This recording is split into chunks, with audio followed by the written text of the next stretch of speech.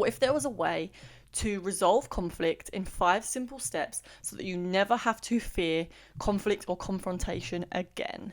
Well, that is what I'm going to be talking about in today's video. And if you are someone that avoids conflict, avoids standing up for yourself, then this video is for you. Hi, my name is Amy, and in this video, we're going to be talking about conflict resolution in 5 simple steps.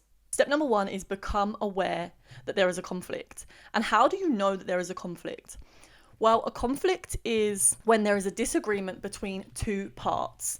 And these 2 parts could be 2 separate people, or they could also be 2 parts within yourself. So we don't only get conflict with others, we also get conflict within our own being. And this is really important because one of the ways that I have learned to deal with conflict so much better than I used to, because I used to be a lot more of a people pleaser, bulldozing my own feelings for other people's feelings just because I was scared of causing conflict or creating confrontation or standing up for myself. Just a quick editor's note: when we are not used to listening to our own feelings and maybe being a little bit of a people pleaser, like I was just saying, this can also be reflected in showing that we're not able to listen to others' feelings. So not only would I be avoidant of conflict, but that avoidance would come out as well as getting into explosive arguments where I'm not communicating in the way that I know is actually going to help the relationship and help the conflict. And this might happen with, some of my closest people, like my family. I'm still working on really perfecting the art of communication and conflict resolution, but I'm a lot better at it now. Obviously, everyone has their days where things are a bit more difficult. But in the past, like a few years ago, I was going through a stage where I was having really explosive arguments with my family, and because I hadn't practiced that listening to my own self, which I'm going to go into more in depth in this video, this was also being reflected in the fact that I wasn't listening to others. But one of the ways that I've learned to get over my fear of this is to learn to resolve conflict within myself. And conflict within yourself looks like, say you were stuck, right? And you had one part of you, in a simple example, someone's invited you to a party. One part of you wants to go to the party and attend, whereas there's another part of you that just wants to stay home and rest. That means you have a conflict within your own being. And noticing when this comes up and going through these 5 steps that I'm going to tell you is what has helped me so much with resolving conflict when it comes to other people as well. So practicing within yourself is going to be a really good idea. Speaking in like spiritual terms, when you're in alignment, it means that your thoughts, your actions, and your feelings are all in agreement. So there will be a conflict arise and you might feel some resistance or negative emotions when one of these parts or more than one of these parts is not in agreement with the other. So maybe you feel like you want to do something, but your thoughts are telling you, no, we shouldn't do this. And this can happen in relationships as well. So let's say that me and my partner have decided that we want to spend the day together. One of us wants to go out for lunch. Let's say that I wanted to go out for lunch and my boyfriend wanted to stay in and watch movies. That means there is a conflict of interest. There's a conflict and a disagreement between both parties, which brings me to step number 2. And step number 2 is listen. This part of the process, it sounds easy, right? Okay, yeah, we all listen, but we all might think we're listening, right? But when it comes to like being in conflict or in an argument with someone, usually our minds are racing. All these thoughts are coming up, which are thinking of like, okay, what am I going to say next to prove my point? Or what am I going to say so that this person can agree with me, so that they can see that I'm right? We might be more identified with that agenda rather than being rooted in presence and fully letting the other person express and actually hearing them out. It might be that it takes a little bit of practice to notice all these thoughts that are going through your head and not like fully attaching to them and allowing them to be there. Actually putting yourself in the other person's perspective for a minute. I think this is one thing that's really helped me when I'm going through this, is try to detach myself from my own agenda and really try to put myself fully into that other person's perspective and try to understand exactly where they're coming from and what their needs are in this situation, and really, really deeply letting them express exactly how they feel and what they're thinking.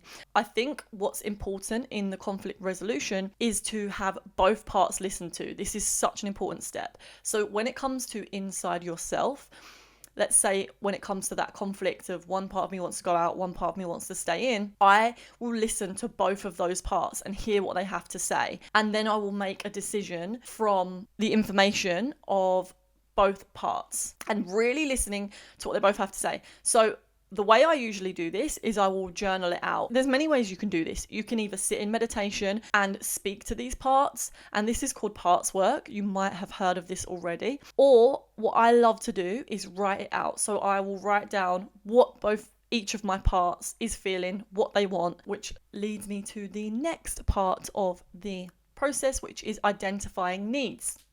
And now, when it comes to a conflict, there's always a need behind how they're feeling.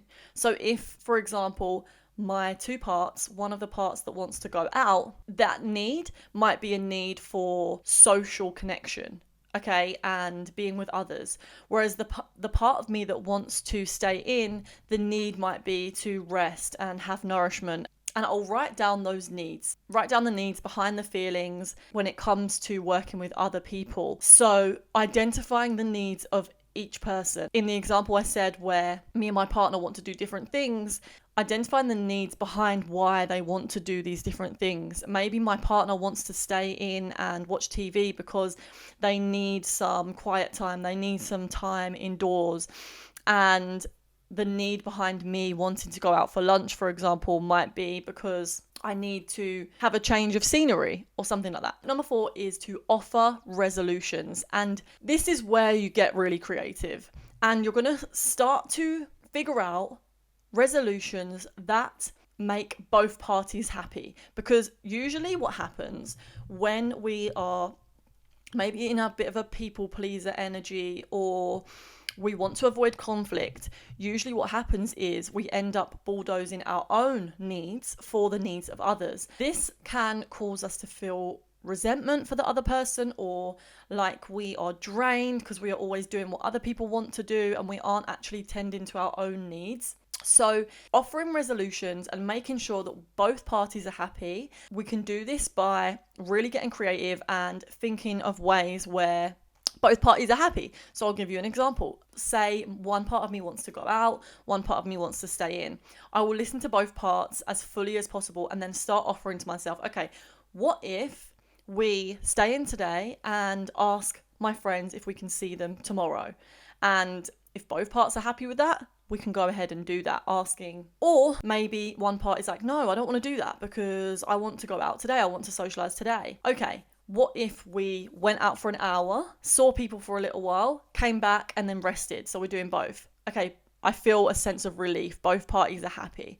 Do you see what I mean? So we're basically working with both parts, making sure that both parts feel like they are listened to, they are heard, and then coming up with resolutions that makes them both happy and asking them, are you happy with this resolution, with this solution? And if they're both happy, then we can move forward with that solution. Until both parties are happy with the resolution, I would not move forwards.